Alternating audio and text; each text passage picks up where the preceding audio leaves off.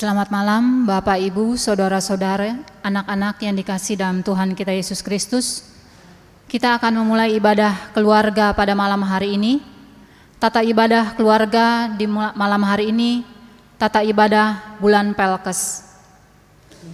Pelayan firman pada malam hari ini akan disampaikan oleh Ibu Pendeta Juliana Parapatlende. Mari kita siapkan hati dan pikiran kita untuk kita masuk dalam ibadah pada malam hari ini.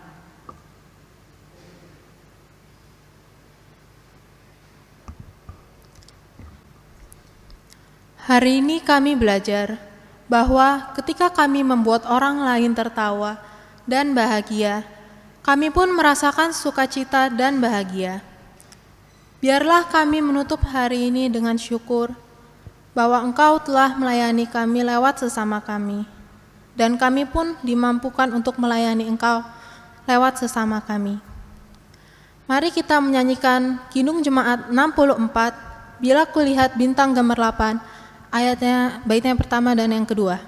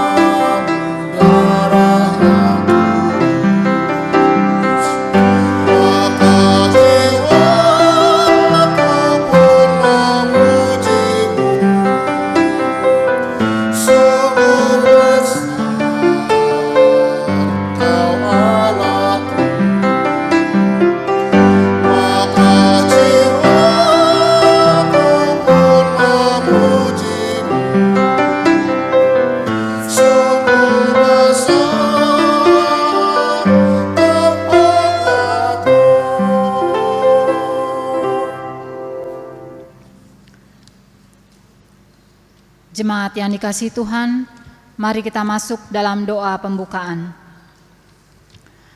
Allah Bapa, sumber penopang kehidupan kami, saat ini kami sekeluarga berkumpul bersama untuk kembali menyembah Engkau.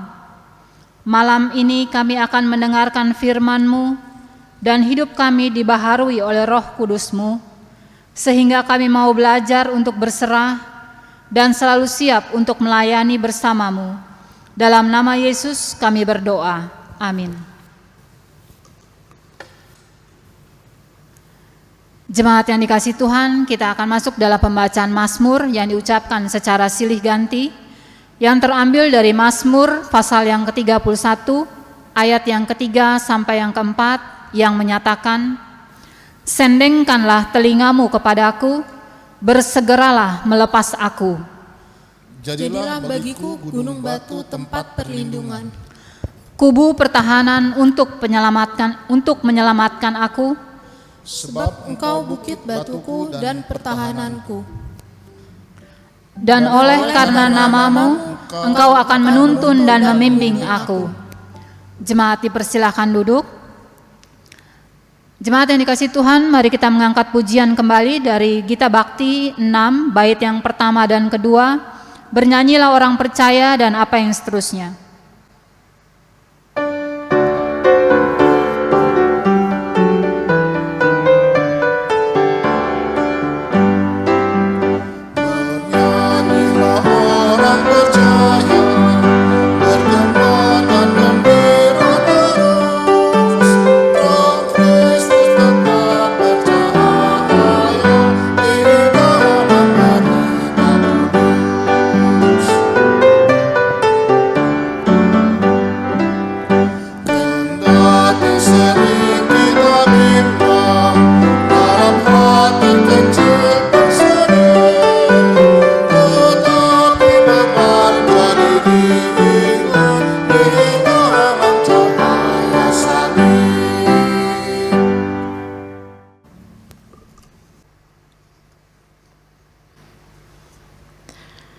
Jemaat Tuhan, kita akan masuk dalam pelayanan firman Tuhan. Mari kita siapkan pembacaan Alkitab, terambil dari kitab Rut pasal 3, ayat 8 hingga ayat yang ke-15. Rut pasal 3, ayat 8 hingga ayat yang ke-15. Sebelumnya, mari kita satukan hati, kita mohon bimbingan Roh Kudus, kita berdoa. Kami memuji kebesaran-Mu Tuhan, atas kasih setia Tuhan yang tidak pernah berubah. Sekalipun kami berada di rumah, Engkau terus memperdengarkan suara-Mu, firman-Mu atas kami semua. Hadirlah dengan kuat kuasa Roh Kudus, sehingga firman yang kami baca, kami renungkan, boleh menjadi kekuatan baru dalam sepanjang hidup kami. Berfirmanlah atas kami semua, karena kami anak-anak-Mu sudah siap dan sedia mendengarkannya. Ya Kristus firman yang hidup, kami sudah berdoa. Amin. Jemaat Tuhan, saya undang bangkit berdiri. Rut pasal 3 ayat 8 hingga ayat yang ke-15, demikian firman Tuhan. Pada waktu tengah malam, dengan terkejut terjagalah orang itu, lalu meraba-raba di sekelilingnya, dan ternyata ada seorang perempuan berbaring di sebelah kakinya. Bertanyalah ia, siapakah engkau ini? Jawabnya, aku Rut, hamba-Mu. Kembangkanlah kiranya sayap-Mu melindungi hamba-Mu ini, sebab engkau seorang kaum yang wajib menebus kami. Lalu katanya, diberkatilah kiranya engkau oleh Tuhan. Ya anakku, sekarang engkau menunjukkan kasih-Mu lebih nyata lagi daripada yang pertama kali itu.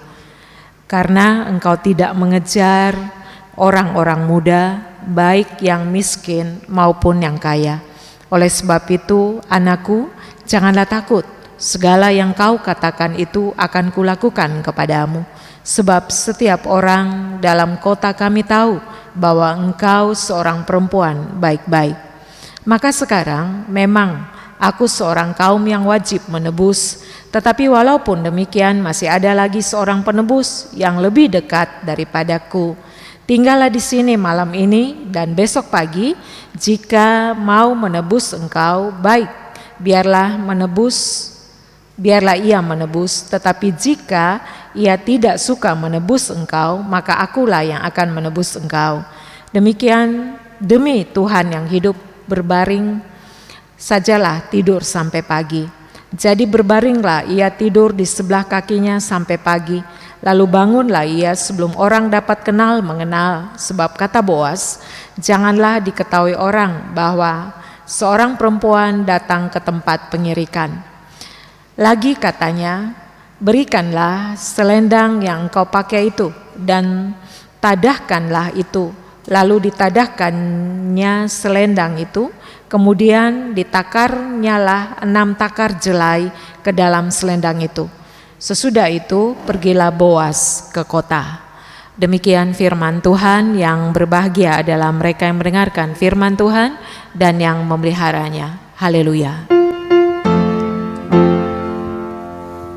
Haleluya. Haleluya.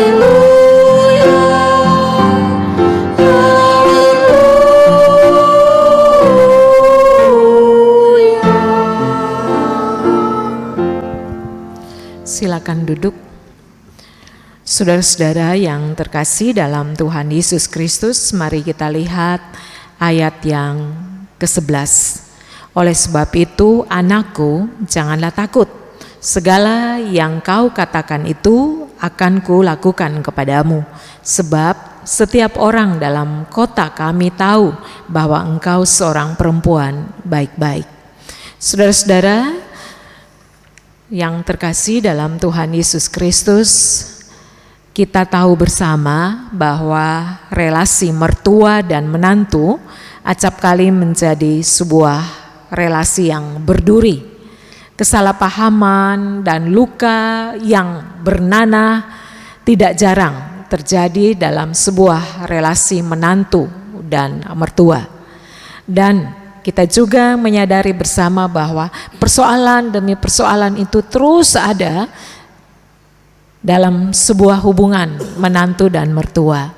Kenapa hal ini terjadi? Kita juga harus lihat baik-baik bahwa yang pertama ada ketakutan yang berlebihan bahwa kuasanya atas anak lelakinya akan diambil oleh mantunya, oleh perempuan lain yang kita sebut sebagai menantu.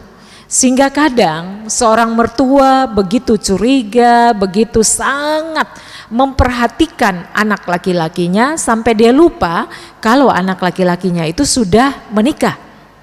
Begitupun si menantu sendiri juga tidak memikirkan lagi bahwa seorang suami yang dia ambil ini ada juga orang tuanya yang ingin juga diperhatiin. Dan saudara, di sini ketakutan yang berlebihan ini harus dikikis dengan pemahaman bahwa saya juga harus memahami cara berpikir mertua, mertua juga harus memahami cara berpikir menantu.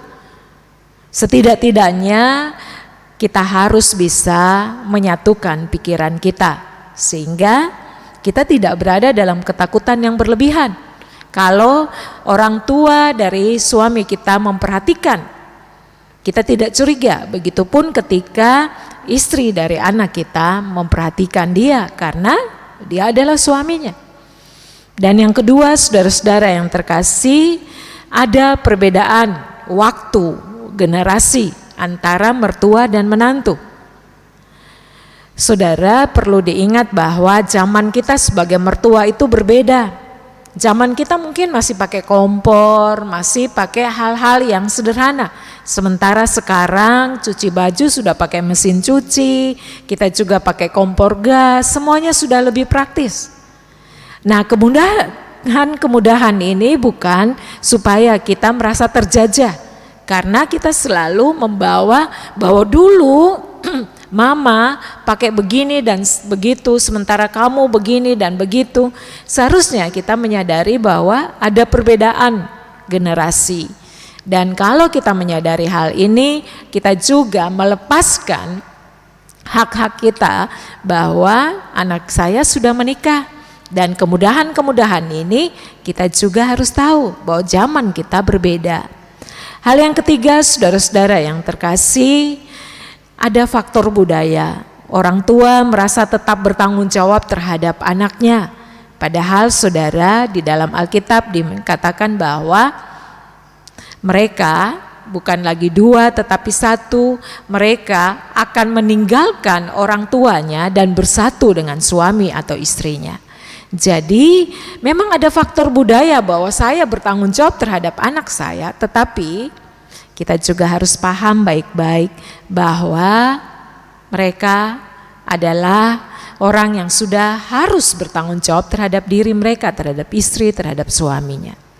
Dan faktor yang keempat, saudara-saudara yang terkasih, ada ketidakmandirian sendiri dari si suami, sehingga dia tidak bisa juga bersikap terhadap orang tuanya, dia juga tidak bisa bersikap terhadap istrinya, sehingga ada banyak masalah di dalamnya. Nah, saudara-saudara yang terkasih, dari pemahaman ini, dari masalah-masalah ini, mari kita masuk di dalam hubungan menantu dan mertua, Naomi dan Ruth.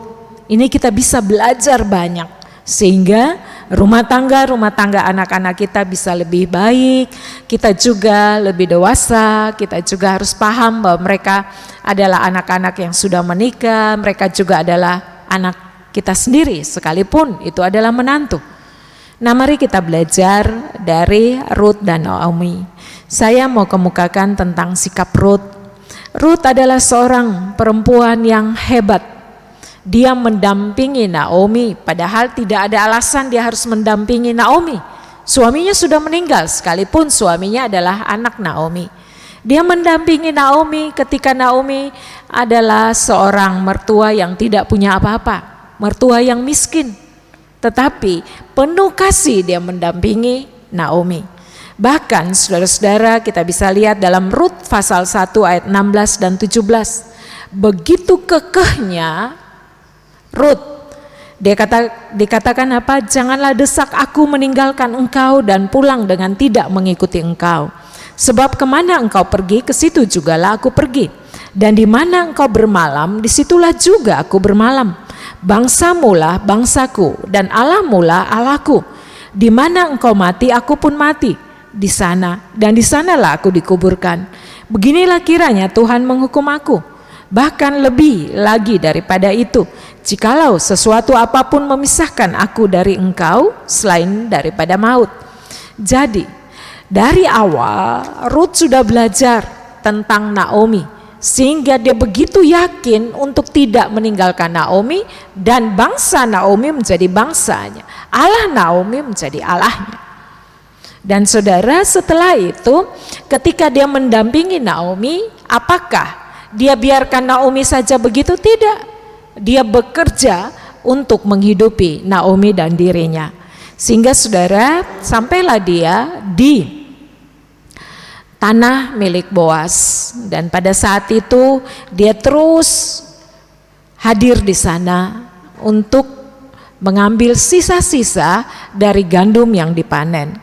Tetapi saudara-saudara yang terkasih, kita lihat di sini bahwa waktu terus berlalu, Naomi makin sayang dengan Rut, sehingga Naomi juga mengusulkan bahwa Rut, sudah waktunya engkau harus punya suami. Ungkapan itu bisa kita lihat di dalam pembacaan kita dalam Rut 3 ayat yang pertama. Di sana Naomi mengatakan begini.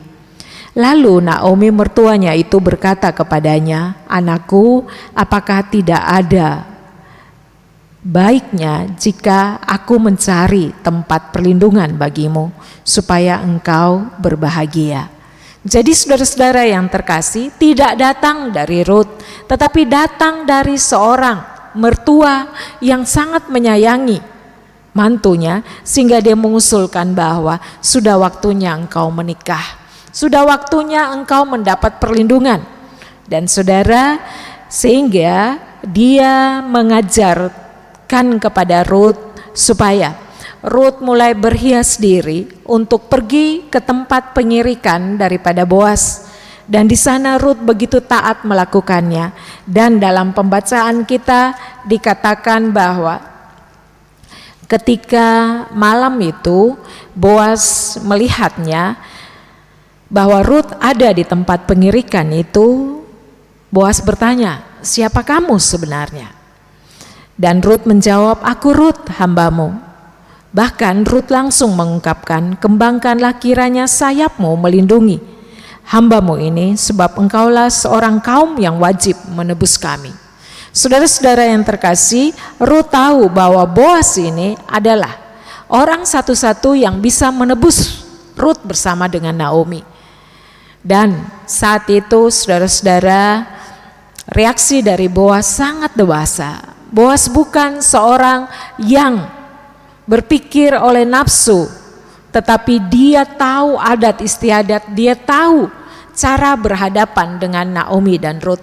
Sehingga dia katakan kepada Naomi dan dia katakan kepada Rut bahwa saya bersedia untuk menebusmu, dengan arti bahwa menikahmu, tetapi penebusan ada orang yang lebih bisa untuk menebusmu. Jadi kita akan duduk dulu bersama untuk mengungkapkan hal ini. Kalau orang itu menolaknya, ada keluarga kerabat Elimelek yang bisa menebusnya. Kalau orang itu menolaknya, maka saya akan menebusmu. Dan saudara-saudara yang terkasih, kalau kita baca lebih jauh, kita lihat bahwa Boas memuji Naomi. Naomi adalah perempuan baik-baik. Dia tidak melakukan hal-hal yang salah. Dia tidak mencari karena kekayaan, dia tidak mencari yang mudah, dia tidak melakukan hal-hal yang jahat dalam kesendiriannya, tetapi dia melakukan semuanya dengan benar. Nah, saudara-saudara yang terkasih dalam Tuhan Yesus Kristus, kita juga bisa melihat pujian Boas dalam ayat 10 dan 11. Diberkatilah kiranya engkau oleh Tuhan, ya anakku, sekarang engkau menunjukkan kasih-Mu lebih nyata lagi daripada yang pertama kali, karena engkau tidak mengejar-ngejar orang-orang muda, baik yang miskin maupun yang kaya. Oleh sebab itu anakku, janganlah takut. Segala yang kau katakan akan kulakukan kepadamu, sebab setiap orang dalam kota kami tahu bahwa engkau adalah perempuan baik-baik. Nah, saudara-saudara, apa yang kita pelajari dari firman Tuhan pada malam hari ini ketika kita masuk dalam ibadah keluarga, ketika fenomena masalah pergumulan yang terjadi antara menantu dan mertua, mari kita belajar baik-baik lewat firman Tuhan ini. Yang pertama, saudara-saudara yang terkasih, seorang menantu harus adalah perempuan yang baik-baik. Boas mengungkapkan bahwa kami sudah lihat, dia meneliti, dia melihat dengan benar bahwa Ruth adalah perempuan baik-baik. Nah, saudara-saudara yang terkasih, kita harus pertanyakan dalam kehidupan kita, apakah kita perempuan baik-baik? Apakah anak-anak perempuan kita adalah anak-anak perempuan baik-baik? Karena orang-orang di sekitar kita sedang melihat, sedang meneliti, apakah kita hanya melihat hal-hal yang salah, atau kita hanya fokus pada materi, tetapi tidak fokus pada Tuhan. Di sini kita harus bisa menjadi perempuan baik-baik. Anak-anak kita harus kita didik dengan baik, sehingga mereka adalah perempuan-perempuan yang menjaga diri, yang sopan, yang takut akan Tuhan. Karena suatu saat mereka akan masuk dalam sebuah pernikahan, mereka harus mempengaruhi hal-hal yang baik dalam pernikahan. Itu yang pertama. Yang kedua, saudara-saudara yang terkasih, mari kita belajar dari Naomi. Naomi adalah mertua yang baik. Mertua yang memikirkan kebahagiaan dari menantunya. Pertanyaannya, mari kita evaluasi diri. Apakah kita adalah orang tua yang baik? Apakah kita adalah orang tua yang memikirkan kesejahteraan keluarga anak-anak kita? Atau mantu-mantu kita? Atau kita hanya memikirkan anak kita sendiri? Sehingga ketika kita datang, kita hanya buat ribut dalam rumah tangga anak-anak kita. Mari kita belajar baik-baik sehingga kita bisa menjadi Naomi zaman ini yang memikirkan kesejahteraan dari menantunya, dari keluarga anak-anaknya. Saudara-saudara yang terkasih, saya kasih contoh juga. Ada hubungan menantu dan mertua yang baik, yaitu Musa dan Yitro. Di situ Yitro memikirkan yang baik bagi Musa supaya Musa tidak terlalu capek. Maka pilihlah orang-orang yang bisa bekerja, yang takut akan Tuhan, sehingga manajemen Yitro itu masih dipakai sampai sekarang. Siapa yang memimpin kelompok 1000, kelompok 100, kelompok puluhan dan seterusnya, itu diajarkan Yitro bagi Musa. Karena apa? Mertua ini memikirkan yang baik bagi menantunya. Begitupun Naomi. Untuk itu saudara-saudara, kita sebagai menantu, kita sebagai mertua, seharusnya kita lebih tahu, kita lebih banyak waktu atau tahun posisi kita sebagai mertua, sebagai orang tua. Kita seharusnya lebih paham untuk hal ini. Mari kita bisa menjadi Naomi yang memikirkan hal yang baik bagi menantunya.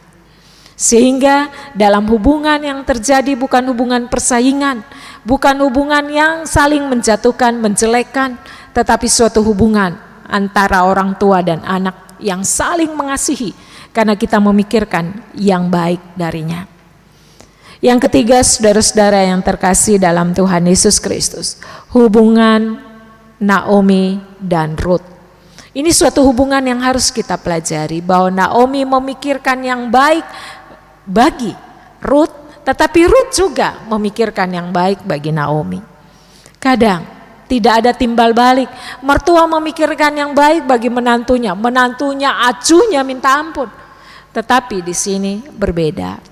Dan saudara, karena hubungan yang baik ini, Tuhan menghadirkan Boas bagi Ruth, sehingga dia bisa berbahagia dan dia boleh menerima segala yang baik dari Tuhan. Boas mengatakan, sini ambil selendangmu, lalu 6 kilo jelai diberikan kepada Ruth, sehingga ketika Ruth pulang, maka Naomi tahu Tuhan sudah menjawab doa-doa mereka. Nah, saudara-saudara yang terkasih, jangan acuhkan hubungan ini, jangan anggap remeh bahwa menantu-menantu tidak ada sopan santun, tidak ada aturan. Mari kita belajar bahwa mereka masih sangat muda, mereka perlu tuntunan, dan kita harus menjadi Naomi yang menuntun keluarga-keluarga anak-anak kita, minimal mendoakan mereka sehingga mereka terus ada di hidup yang benar. Karena perlu ingat baik-baik, keluarga-keluarga modern ini stres berat, berhadapan dengan pekerjaan, berhadapan dengan pandemi, berhadapan dengan situasi yang rawan saat ini. Mudah sekali, ada banyak godaan di mana-mana. Kita yang tua, kita orang tua harus terus menuntun mereka ke arah yang benar, sehingga mereka dapat terus memuji dan membesarkan nama Tuhan dan menjadi keluarga-keluarga yang diberkati oleh Tuhan. Biarlah firman Tuhan ini memberikan kekuatan baru bagi kita semua. Amin.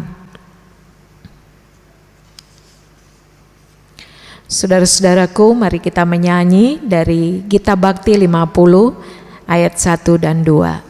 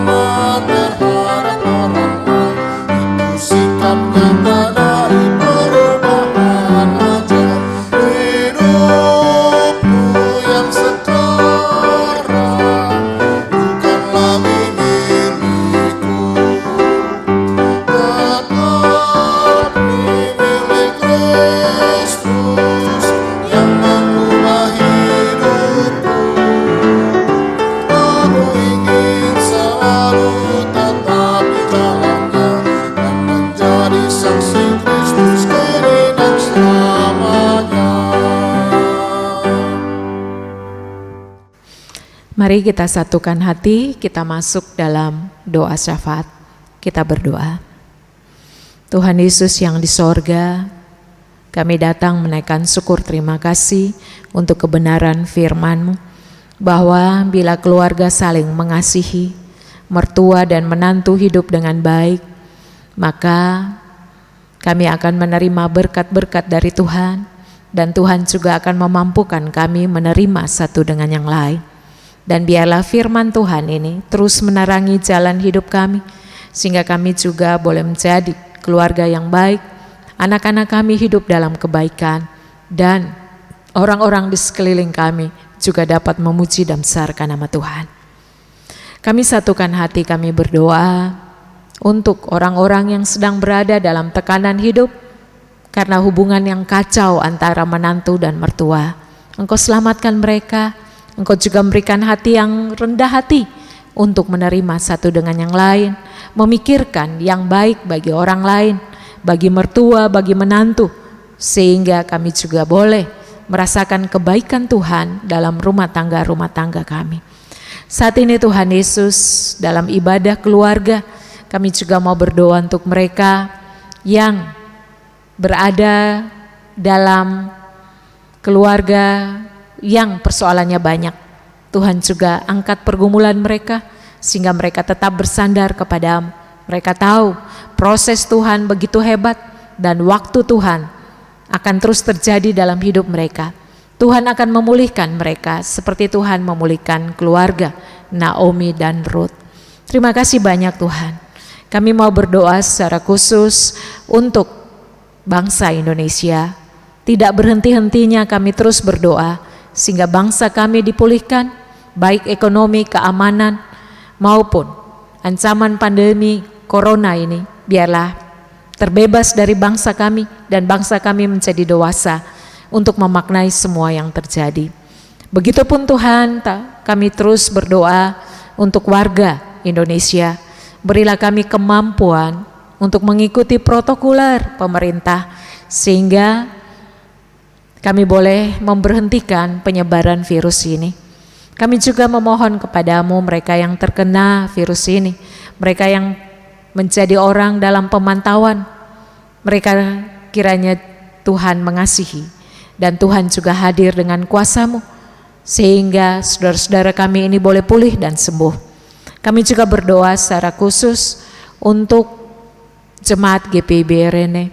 Kami akan segera masuk new normal. Tuhan sendiri mau tolong untuk persiapan-persiapan yang sedang kami lakukan. Secara khusus kami terus memohon penyertaan Tuhan untuk beberapa acara yang dalam waktu dekat ini kami lakukan. Secara khusus kami berdoa untuk rencana peneguhan sidi, pemilihan PHMC, sidang majelis jemaat triwulan 4, berbarengan dengan pengesahan program anggaran. Kami serahkan semuanya kepada-Mu. Kami akan melaksanakan secara virtual, biarlah Tuhan memberkati. Tuhan sendiri yang tolong sehingga kami bersuka cita di dalamnya. Tuhan Yesus, kami juga bawa mulai dari anak-anak, remaja, pemuda. Anak-anak kami Tuhan pimpin langkah mereka buka masa depan. Sekalipun mereka belajar secara online, kami percaya masa depan itu sungguh ada.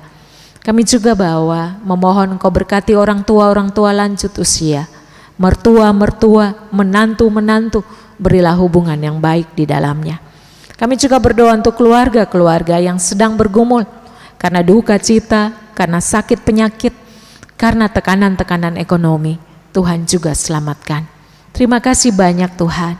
Tuhan Yesus, kami juga berdoa untuk para presbiter, diaken penatua, ke-6 unsur Pelkat. Kami juga bawa pemandu lagu, operator LCD, sound system, organis. Kami serahkan semuanya kepada-Mu. Begitupun Inforkom, GPIB Rene, Engkau juga berkati. Semua perangkat yang ada dalam ruangan gereja ini Engkau juga jamah sehingga kami pakai dengan baik dan umat-Mu boleh beribadah dan menyembah Tuhan. Tuhan Yesus, kami satukan hati. Kami juga memohon kepada-Mu Tuhan Yesus, kiranya Tuhan juga mau hadir dalam setiap pribadi lepas pribadi, di mana anak-anak kami juga berada di dalam keadaan trauma dengan situasi ini. Tuhan juga selamatkan mereka, sehingga mereka juga boleh menjadi anak yang baik-baik dan anak yang berkenan kepada Tuhan. Pada saat ini Tuhan Yesus, kami juga membawa seluruh keberadaan kami, mulai dari pribadi, keluarga, gereja, bangsa, dan dunia ini.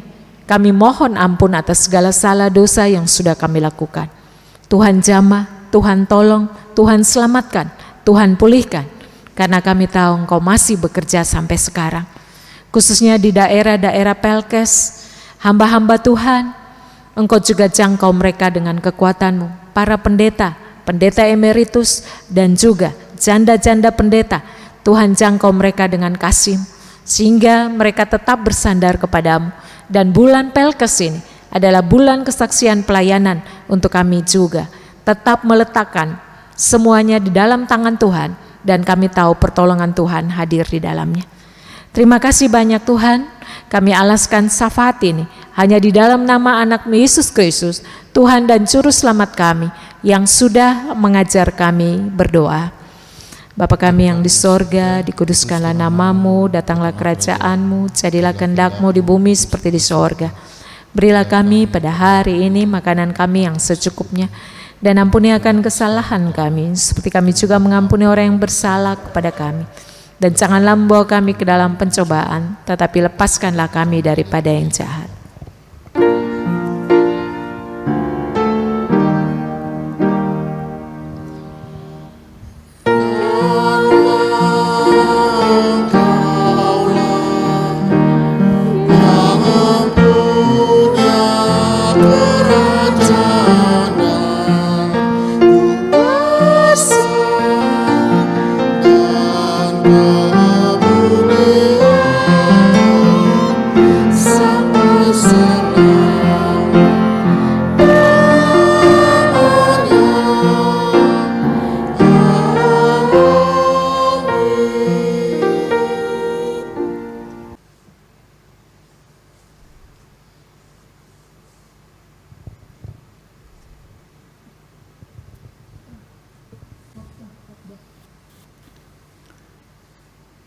Jemaat yang diberkati Tuhan, kita masuk dalam pengucapan syukur.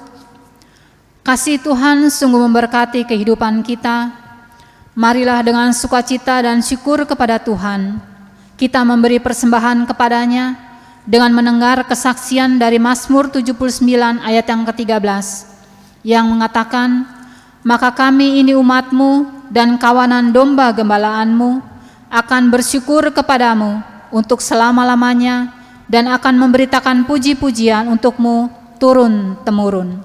Sambil memberikan persembahan, kita mengangkat pujian dari Kidung Jemaat 298, bait yang pertama dan yang kelima, selama bumi didiami.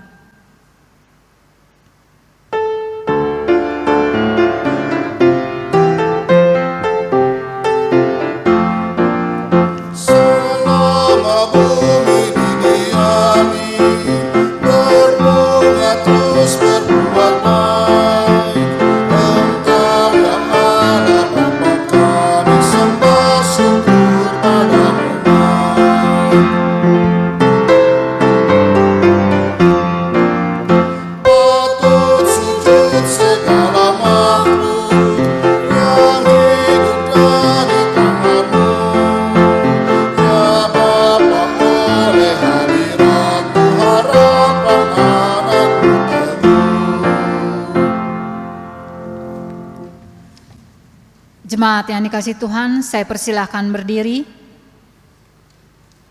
Mari kita mendoakan persembahan kita pada malam hari ini. Kami bersyukur kepadamu ya Tuhan untuk limpah kasih dan pemeliharaanmu sampai saat ini. Bahkan kami bersyukur untuk setiap anugerah dan berkat-Mu bagi kami semua.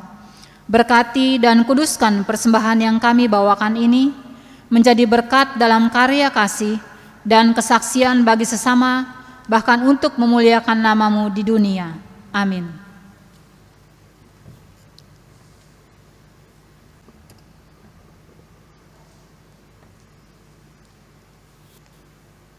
Jemaat Tuhan, mari kita tetap berdiri, kita akan kembali dalam kehidupan kita, terus berjalan dengan berpengharapan. Tuhan terus memimpin dan beserta dengan kita dalam kuasa dan pertolongannya. Mari menyanyi dari Kitab Bakti 278, bait 1 dan 2.